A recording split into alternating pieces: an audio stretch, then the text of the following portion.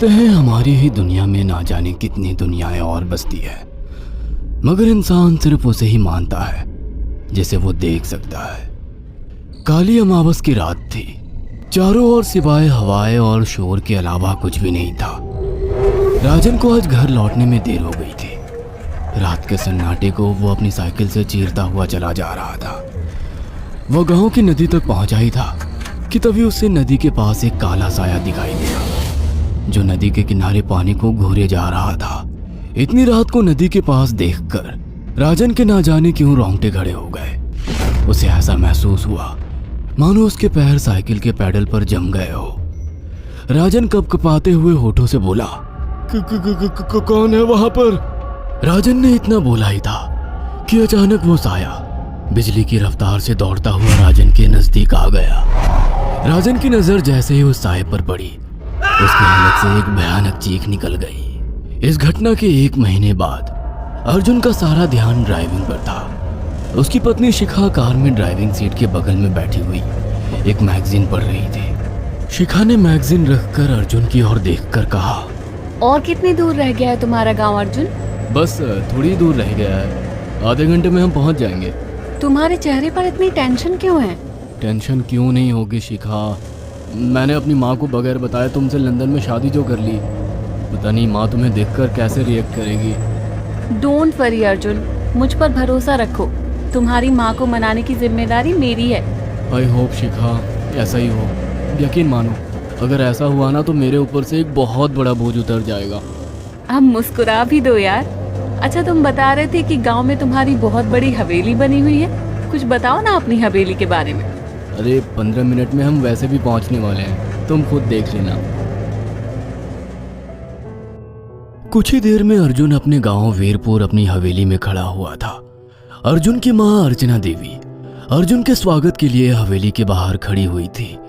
अर्जुन ने दौड़कर अपनी मां के पैर छुए और डरते हुए बोला, ये शिखा है मां, मेरी पत्नी। हम दोनों ने लंदन में शादी कर ली। अर्जुन की बात सुनकर अर्चना देवी मुस्कुराकर बोली, कोई बात नहीं बेटा, एक ना एक दिन तो तुझे शादी करनी ही थी। इतना बोलकर अर्चना ने अपनी बहू को गले लगा लिया और वो अंदर आने का इशारा करती हुई वहां से चली गई। अर्जुन को अपनी माँ का ये बिहेवियर देखकर बहुत ज्यादा हैरत हुई। उसे उसकी माँ इस बार बहुत बदली हुई सी लगी। अर्जुन पूरे 10 साल बाद लंदन से आया था। अर्जुन उन्हीं ख्यालों में खोया हुआ था कि उसके कानों में उसकी पत्नी शिखा की आवाज टकराई। अब क्या बाहर ही खड़े रहने का इरादा है क्या? अंदर नहीं चलोगे? कौन से ख्यालों में गुम हो गए? मुझे लगा था माँ को मेरी शादी के बारे में जानकर बुरा लगेगा, मगर माँ को तो जैसे कोई फर्क ही नहीं पड़ा। अजीब आदमी हो, ये तो अच्छी बात है। मुझे मेहनत करने की जरूरत ही नहीं पड़ी। चलो अब अंदर भी चलो। अर्जुन और शिखा अंदर की ओर चले गए। अर्जुन ने देखा कि उसकी हवेली में सन्नाटा पसरा हुआ था। उसे याद था कि उसकी हवेली में बहुत सारे नौकर चाकर हुआ करते थे।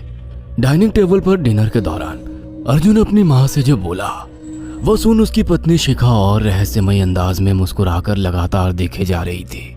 माँ, हवेली के सारे नौकर कहाँ गए? मैंने सबको छुट्टी दे दी बेटा। लेकिन क्यों माँ, तुम्हें तो काम करने में बहुत ज्यादा तकलीफ होती होगी। नहीं बेटा, मुझे कोई तकलीफ नहीं होती। कुछ वक्त से मुझे सुकून और सन्नाटा अच्छा लगता है। अर्जुन इससे पहले अपनी माँ से कुछ कहता कि उसकी माँ ने उसे बोलने से रोक दिया। अर्जुन चुपचाप खाना खाने लगा। खाने के बाद अर्जुन और शिखा बेडरूम में चले गए। अर्जुन बेड पर सोच में लेटा हुआ था कि अचानक शिखा अर्जुन से लिपट गई और वासना का तूफान अपने चरम पर पहुंच गया था। अचानक शिखा को दरवाजे पर 2 लाल लाल आंखें दिखाई दिए। उसे ऐसा लगा जैसे कि कोई उसे देख रहा हो। शिखा ने तुरंत बेड से उठकर अपने कपड़े पहन लिए। क्या हुआ शिखा? अर्जुन, मुझे ऐसा लगा जैसे कोई हम दोनों को देख रहा हो। पागल हो गई हो क्या? हवेली में सन्नाटा पसरा हुआ है, एक भी नौकर चाकर नहीं है। तुम्हें वहम हुआ होगा। तुमने तो सारा मूड खराब कर दिया शिखा, अब सो जाओ। उस रात अर्जुन तो गहरी नींद में सो गया, मगर शिखा की आंखों से नींद कोसों दूर थी। अगली सुबह शिखा जल्दी उठकर किचन की ओर चली गई, मगर उसने देखा कि उसकी सास अर्चना नाश्ता तैयार कर चुकी थी। माँ, आपने तकलीफ क्यों की? मुझे बुला लेती आप। शिखा की बात सुनकर उसकी सास अजीब से अंदाज में शिखा की ओर देखने लगी। उनके देखने के अंदाज में पता नहीं ऐसा क्या था कि शिखा को अपने रोंगटे खड़े होते हुए महसूस हुए। अर्चना धीरे धीरे करीब कदमों से शिखा के करीब आकर बोली, कोई बात नहीं बेटी, तुम्हें अब यहीं रहना है। तुम सिर्फ मेरे बेटे के साथ प्यार से रहो और जल्दी से मुझे एक पोता दे दो। काम की चिंता मत करो, वो सब मैं कर लूंगी। कुछ ही दिनों के बाद अर्चना गर्भवती हो गई। उसे हवेली में रहते हुए 6 महीने से ज्यादा वक्त हो चुका था और इन 6 महीनों में उसने नोट किया कि जब से वो गर्भवती हुई है, उसकी सास अचानक से आकर उसके पेट पर हाथ फेरने लगती और अजीब से अंदाज में उसके पेट को घूरने लगती।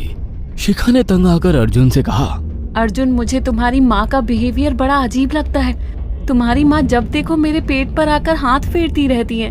अरे माँ को अपने पोते के आने का बेसब्री से इंतजार है शिखा, इसमें अजीब लगने वाली क्या बात है?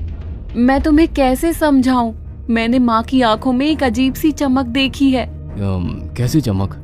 शिखा के मुंह से अचानक से एक अल्फाज निकल गया, जैसे किसी डायन की आंखों में होती है। शिखा की बात सुनकर अर्जुन का गुस्सा 7वें आसमान पर पहुंच गया। वो गुस्से से चीखते हुए बोला, खबरदार शिखा, आगे एक शब्द मेरी माँ के खिलाफ मत निकालना, नहीं तो मुझसे बुरा कोई नहीं होगा। तुम्हें शर्म आनी चाहिए शिखा। जब से तुम यहाँ पर आई हो तब से मेरी माँ तुम्हारी कितनी चिंता करती है। वह तुम्हें समय से खुद नाश्ता बनाकर देती है, खाना देती है, यहाँ तक कि हवेली की साफ सफाई भी वो अकेली करती है। क्या बोलूं अब तुमसे, शर्म आती है मुझे तुम्हें अपनी पत्नी कहते हुए। इतना कहकर अर्जुन गुस्से से कमरे से निकल गया। शिखा अर्जुन से बहुत कुछ कहना चाहती थी मगर कह नहीं पाई। उसने महसूस किया था कि चाहे कितनी भी तेज आंधी और तूफान आए, मगर हवेली के अंदर धूल की एक परत तक नहीं जमती थी और दिन ब दिन अर्चना के चेहरे की झुर्रियां कम होती जा रही थी। ऐसा लगता था मानो वो जवान हो रही हो। शिखा के अब 9 महीने कंप्लीट हो चुके थे और एक रात अचानक उसे प्रेगनेंसी पेन होने लगे। वो दर्द से तड़पने लगी। ये देखकर अर्जुन घबरा गया। वो दौड़ा दौड़ा माँ को बुलाकर लाया और बोला, माँ, हमें तुरंत शिखा को किसी अच्छे हॉस्पिटल में एडमिट कराना होगा। अर्जुन ने देखा कि उसकी माँ ने उसकी बात को सुना ही नहीं। वो तो बस शिखा के गर्भ की ओर आंखें फाड़ फाड़ कर देखी जा रही थी। अर्जुन एक बार चिल्लाकर कहा, माँ, हमें शिखा को इसी वक्त हॉस्पिटल में एडमिट कराना होगा। नहीं, शिखा की डिलीवरी हॉस्पिटल में नहीं, इसी हवेली में होगी। लेकिन इस हवेली में आपके और मेरे अलावा कोई नहीं है। तभी शिखा दर्द से तड़पने लगी। अर्चना ने अपने बेटे को धक्के देकर कमरे से बाहर निकाल दिया और दरवाजा बंद कर लिया। अर्जुन हक्का बक्का रह गया। अर्जुन दौड़ता हुआ गांव की ओर गया। उसने देखा कि गांव में एक पेड़ के नीचे गांव के सभी बुजुर्ग इकट्ठे थे। उनके हाथों में जलती हुई मशालें थीं। अर्जुन उनके पास पहुंच गया और बोला, मेरी मदद कीजिए, मेरी बीवी को प्रेगनेंसी दर्द हो रहे हैं। आप प्लीज किसी दाई को बुला लीजिए, जितना पैसा चाहिए देने को मैं तैयार हूँ। तभी उसके कानों में गांव के सरपंच की आवाज टकराई, बेवकूफ लड़के, तू अपनी बीवी को एक डायन के यहाँ पर मरने के लिए छोड़ आया। क्या कहना चाहते हैं आप जानते हैं आप क्या कह रहे हैं? वही जो तू सुन रहा है। तेरी माँ एक डायन है। इन गांव वालों के हाथों में जो मशाले देख रहा है ना, हम तेरी ही हवेली में आग लगाने जा रहे थे। तेरी माँ ने इस गांव में ना जाने कितने नौजवानों को मार कर खाया है। तेरी माँ एक डायन है। लगता है आपका दिमाग खराब हो गया है। आप जानते भी हैं मैं कौन हूँ? हाँ, मैं जानता हूँ। तू ठाकुर धीरेन्द्र प्रताप का बेटा है। तेरे पिता को शक हो गया था कि तेरी माँ एक डायन है, इसीलिए उन्होंने तुझे हमेशा उससे दूर रखा। पहले तेरी माँ ने तेरे पिता को मारा और धीरे धीरे करके वह हवेली के सारे नौकरों को मार कर खा गई और फिर गांव वालों को भी मारने लगी। और अब तो तेरे होने वाले बच्चे को खाएगी, क्योंकि डायन को नवजात शिशु का मांस खाना बहुत पसंद होता है। अगर मेरी बात पर यकीन नहीं है तो चलकर मेरे साथ तो खुद अपनी आंखों से देख ले।